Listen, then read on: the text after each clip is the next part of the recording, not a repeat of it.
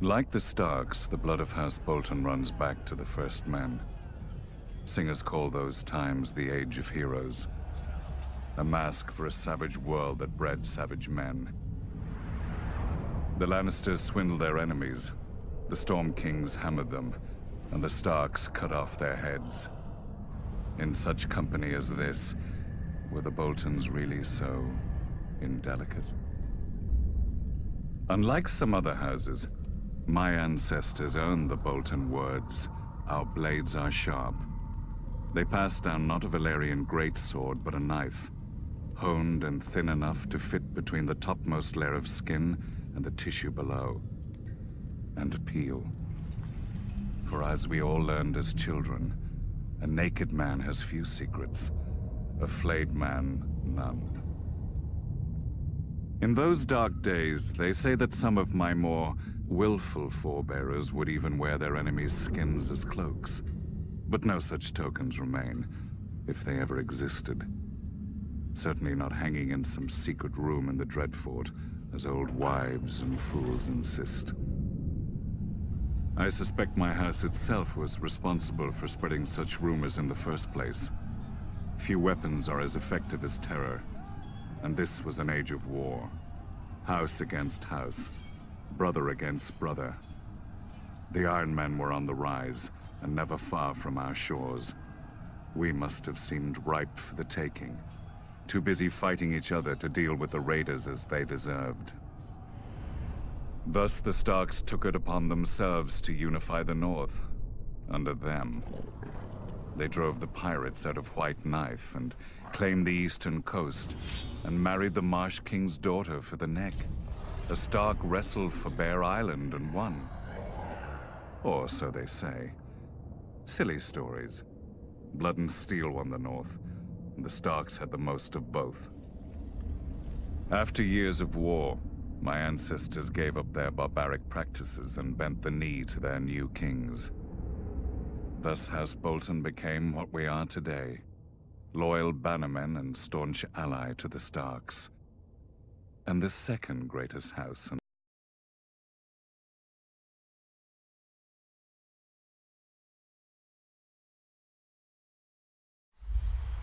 Mudmen, bog devils.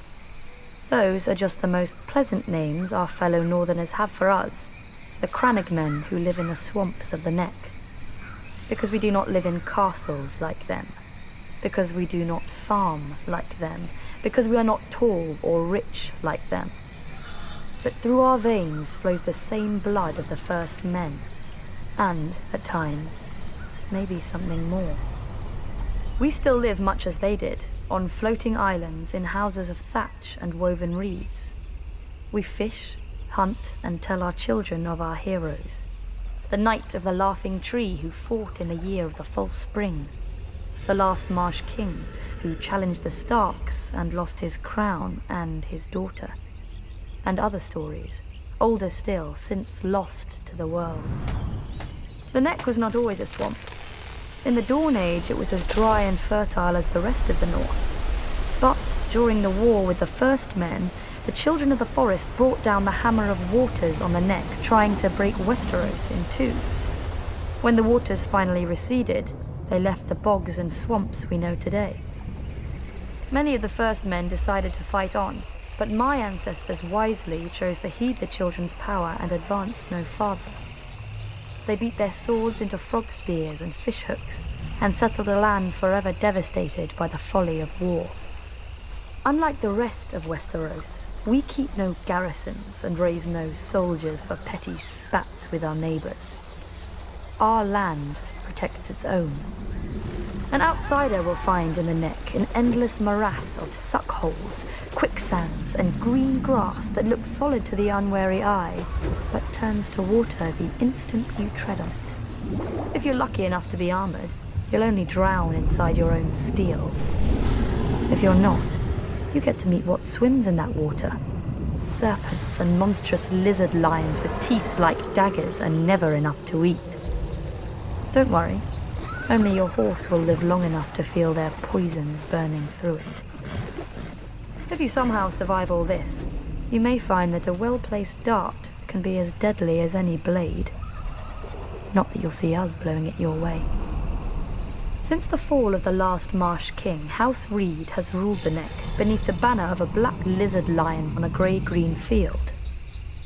We are not wealthy, powerful, or known even to our own countrymen.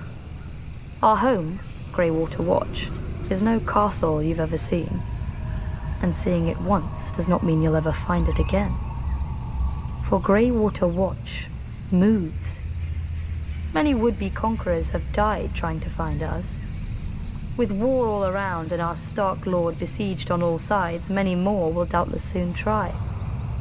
They will look at us on a map and see a stranglehold for the north. And they will forget that the sea itself once entered the Neck, and not all of it returned.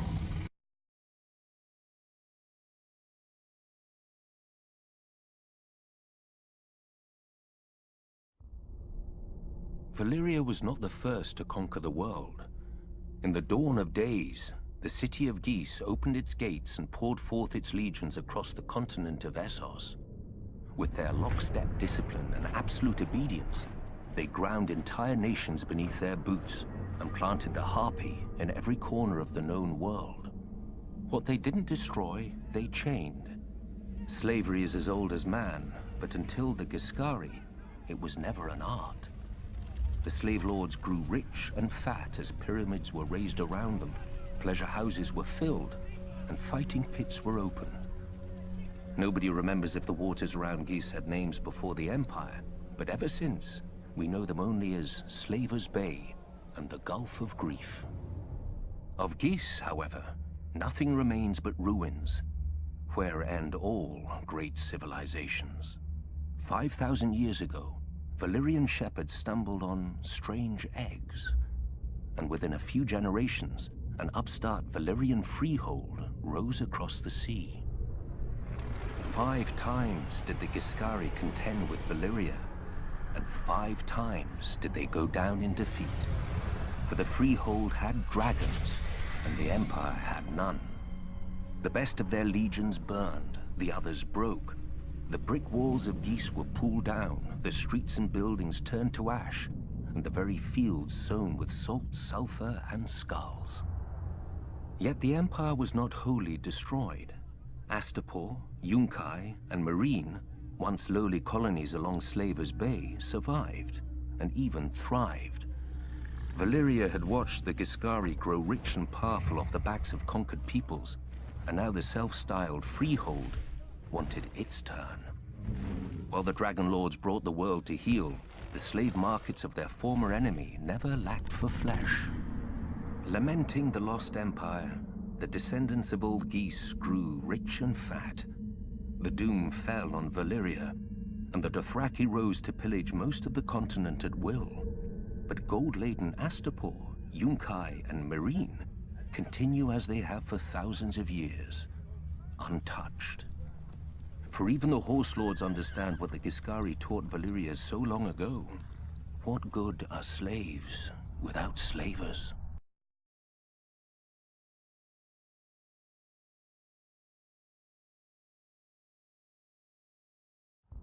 When the Doom claimed Valyria, the great freehold fractured into warring cities and upstart nations, ripe for the taking. Out of these swarmed the Dothraki, the Horse Lords of the Plains who feared only defeat and dragons. And now the dragons were all gone. Under the great Karl Temu, they sacked and burnt every town and city in their path. No army could stand against them, because the Dothraki do not stand. The Horse Lords do not draw up battle lines or hide behind shield walls or lair themselves in armor. The Dothraki charge. Their blades are more scythe than sword, the better to cull the infantry ranks without breaking stride.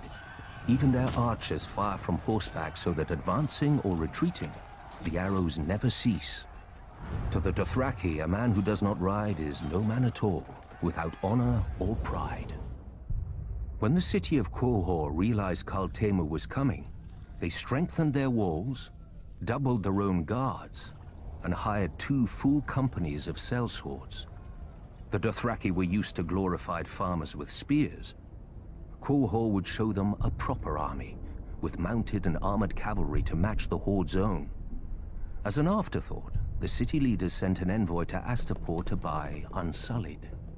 The slavers had always claimed that the Unsullied were the great Giscari legions come again. Few cared. The dragon-burned ruins of Old Geese were a stark reminder that the age of the foot soldier was over. The envoy had his orders, however, and quickly bought 3,000 Unsullied for the long march back. For Unsullied do not ride. But while they marched, Karl Temo arrived at Quohor.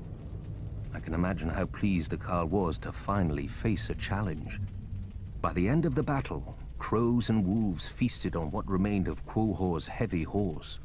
All the sellswords had fled. Quohor knew that the Dothraki would very soon break through the gates to rape, slave, and burn at their pleasure. Yet the next day, Karl Temo woke to find, before the gates, 3,000 eunuchs in formation, armed with only spears, shields, and spiked helms. The Unsullied had slipped past the Karl's army in the night while the Dothraki feasted. Karl Temo had many times their number and could easily have flanked the small force. But to the Dothraki, men on foot are fit only to be ridden down. 18 times the horse lords charged, and 18 times the Unsullied locked their shields, lowered their spears, and held the line against 20,000 Dothraki screamers. When the Karl's archers rained arrows on them, the Unsullied lifted their shields above their heads until the squall passed. And then they held the line. In the end, only 600 Unsullied remained, but more than 12,000 Dothraki lay dead, including Karl Temo and all his sons. The new Karl led the survivors past the city gates, where one by one, each man cut off his braid and threw it down before the feet of the Unsullied, defeated and shamed forever.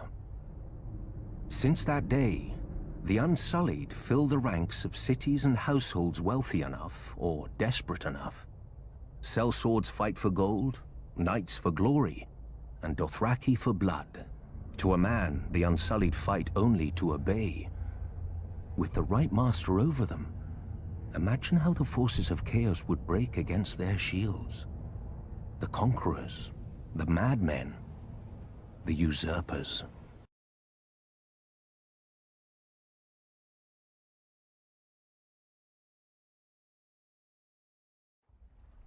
Other houses chose dragons, krakens, and lions for their sigils.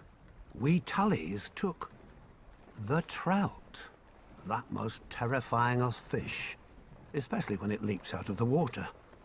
I suppose you don't have many options when you live in the Riverlands. Could have been worse. We could have been minnows or wheat. After all, we make a lot of it. Though a land doesn't get as fertile as ours just by water. The old River Kings, Storm Kings, and the Kings of the Rock spilled blood here for thousands of years, squabbling like children over a new toy, until the Ironborn came and spanked them with their axes. Under Harren the Black, their kingdom stretched all the way to the God's Eye, where they built the largest castle Westeros had ever seen. Maesters teach that Harren was a fool, but he had some sense. If you're going to enslave and torture an entire people, you best have thick walls to hide behind. But the very day the last stone was laid in Harrenhal, Aegon Targaryen landed in Westeros. As soon as he saw Aegon's host on the horizon, my ancestor Edmund led the mass desertion of Riverlords to Aegon's side. I doubt Harren even noticed. The problem with huge castles is they blind you to what's outside, both by their size and the arrogance they inspire.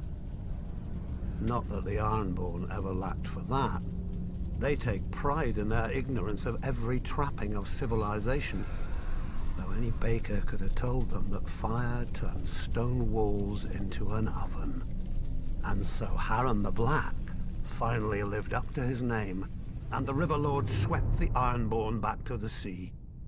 In return for Edmund's service, House Tully was made Aegon's new Lord Paramount of the Trident, and all the other lords had to swear us fealty. But old habits die hard.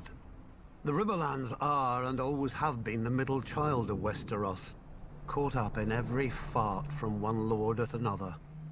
My ancestors knew that for the Tullys to survive, alliances must be made.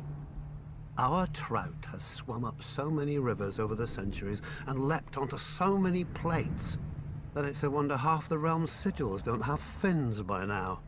Thus, every Tully child is taught family, duty, honor. The Tully words, and pains in the Tully arse.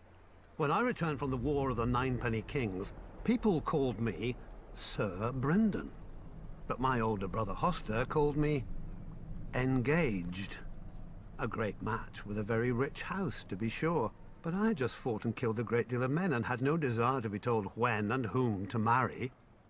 I broke ties with him, earning the name Blackfish along with my personal sigil, a much more intimidating black trout. I was too stubborn at the time to realize that while other houses fight with swords, House Tully fights with marriages. Then my niece Catelyn's betrothal to Brandon Stark drew us into the war against the Mad King, while my other niece Lysa's betrothal to Jon Arryn cemented the rebellion. If I'd have obeyed my older brother earlier, we'd have had the largest navy in Westeros with us then as well, and our victory would have been swift. Of course, I never mentioned this fact to my brother. He'd have taken it as an apology. My brother is dead now, and my nephew Edmure rules in Riverrun. God's help us. A trout that can't tell the worm from the hook. But he is a Tully, and he is unmarried, and there is a war. We all know how this story ends. Maybe she'll be beautiful. Maybe she'll be rich. As long as she brings swords and men to House Tully, she could look like the fish we hang all over Riverrun. He'll honor his duty to family and swallow it. One blackfish per family can be overlooked. Two, and we'd have to change all those pretty banners.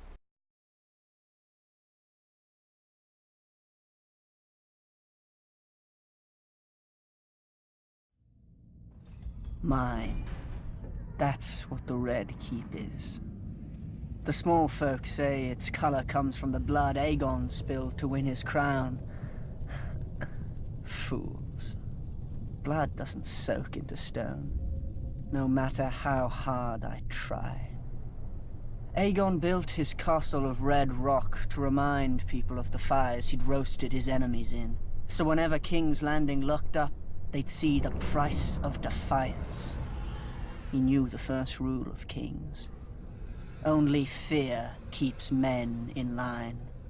Fear and punishment. A lesson he taught his son, Maegor.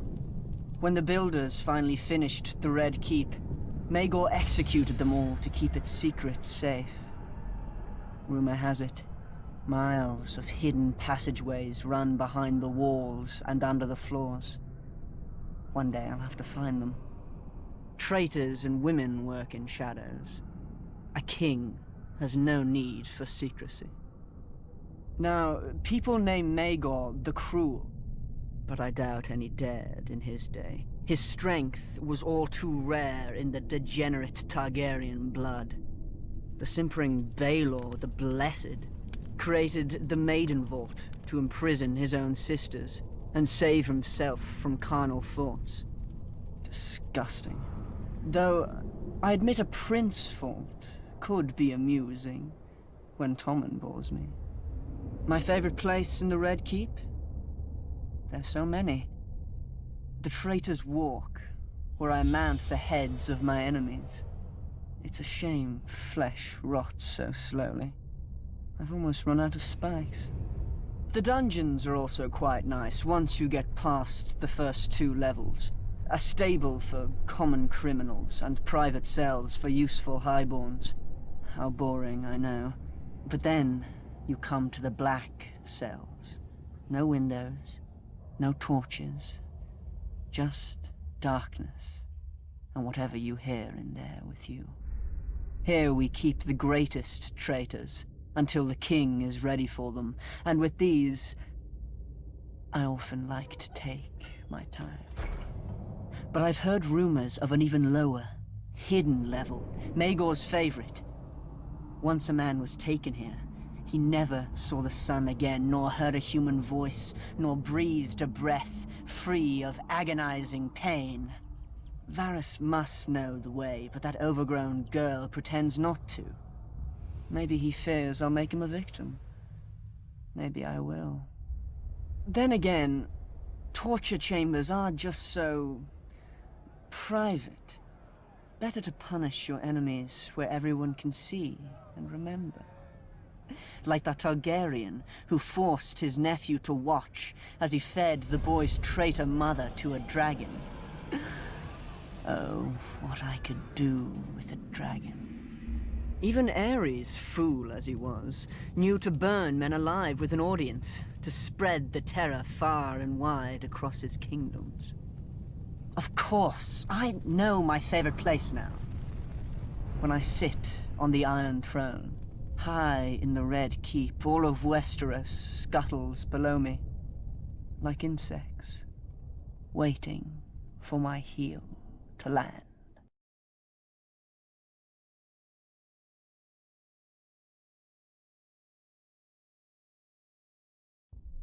The Reach is aptly named. We're the ones who give your hands something to do at the table.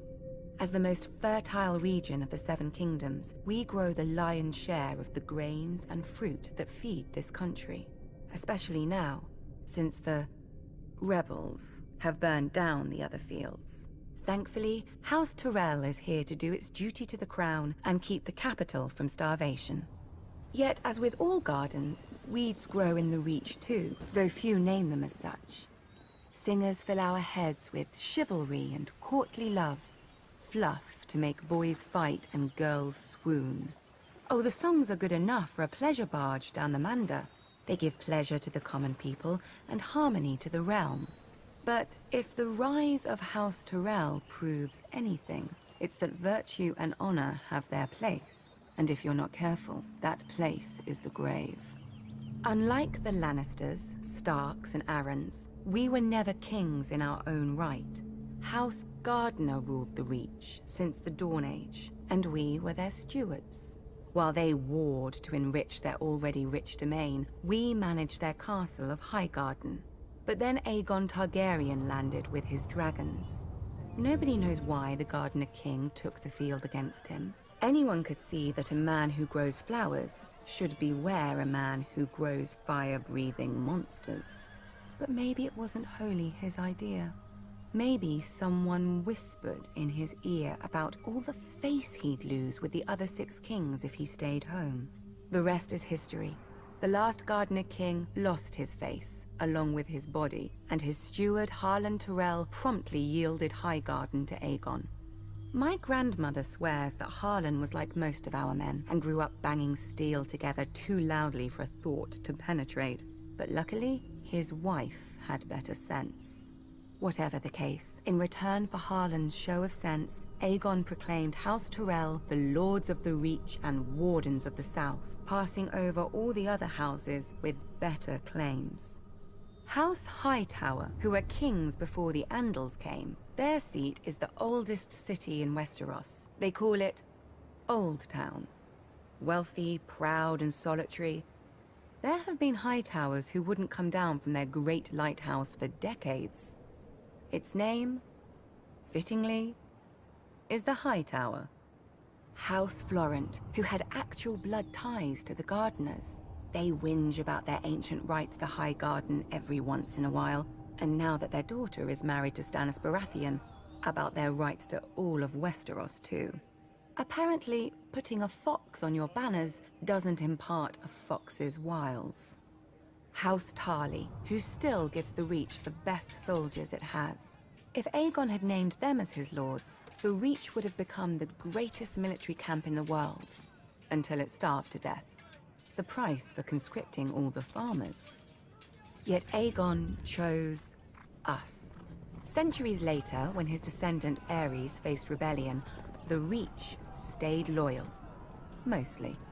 My father, Mace, dealt Robert his only defeat in the war, even if it was my father's vanguard who did most of the fighting before he arrived. After the Battle of Ashford, we laid siege to Storm's End, Robert's home. Unfortunately, the war ended before we could take it and free up our armies to go save the king. The new King Robert had a forgiving nature. Our crimes were brushed aside without even one execution for the sake of formality. Our family was surprised until Robert's new hand, John Arryn, came by with the bill. The Reach is second only to the Westerlands in wealth, and Robert meant to spend as much of it as he could get his hands on. We gave him the coins he wanted, and later, when he wanted our grain or fruit or wine, he gave them back at whatever price we set. Now, much of Westeros is ashes. The rest of it is armies. As the Starks are fond of saying, winter is coming, and for leagues outside the capital, there isn't a harvest to be seen. Have no fear. The Reach is, as always, bountiful. House Tyrell will manage the harvest and keep the Seven Kingdoms from starvation, like the good stewards we once were. Just ask House Gardner.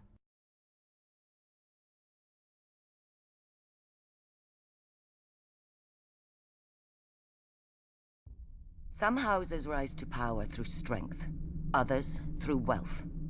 House Frey gained its title through cunning. Centuries ago, its founder looked at a map and noticed how the trident spears the neck, cutting off the north from the south. He realized that a river of gold would flow to the man who owned the right bridge across the water. It took the Freys 3 generations to complete their forefathers' vision. A massive arch of smooth gray rock, wide enough for 2 wagons to pass abreast.